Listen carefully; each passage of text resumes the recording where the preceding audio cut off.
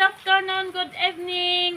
For today's video, ako po ay magluto ng bilo-bilo. Ayan o, nagboboil na po yung water niya. Kaya ito yung mauna kong ipisok.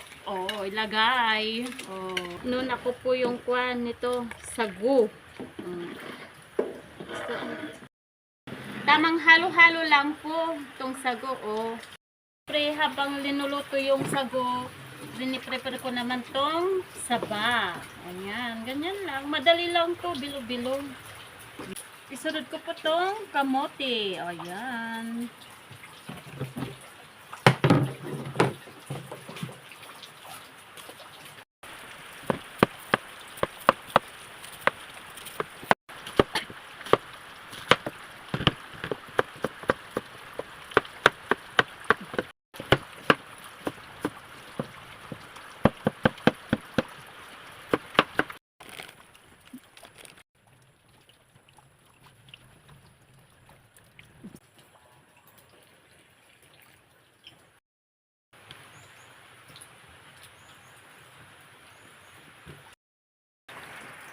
Ayan mga guys, yung gumagawa ng binulbol.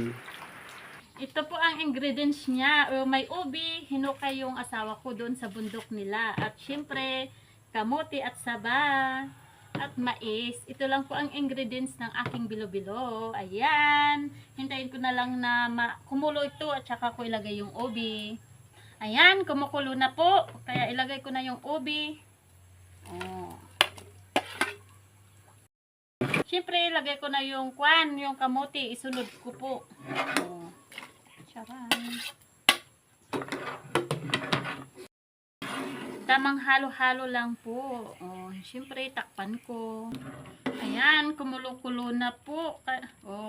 Luto na yung kamote at saka ubi. Kaya, ilagay ko na po itong bilo-bilo.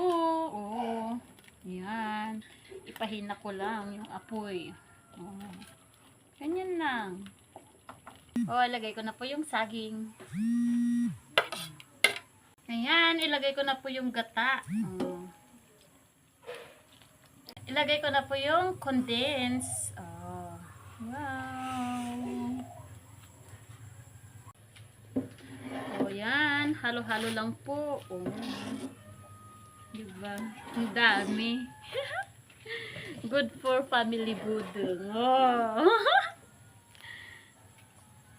Ayan, lagay ko na rin yung isang condense. Ayan, binawasan ko po kasi punong-puno na. Ito po yung sobra niya. Siyempre, ilagay ko yung iba para yummy ang bilo-bilo ni Ate Banji Vlog. Ayan. Ilagay ko na yung 1/4 na asukar. Ay, 1/2 to 1/2. Siyempre, tamang halo-halo. Lagay ko na po yung mais. Dito. Luto na ang bilo-bilo. Tikman ko nga kung masarap.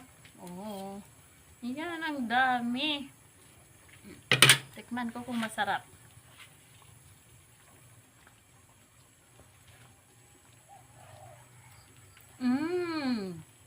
Yummy.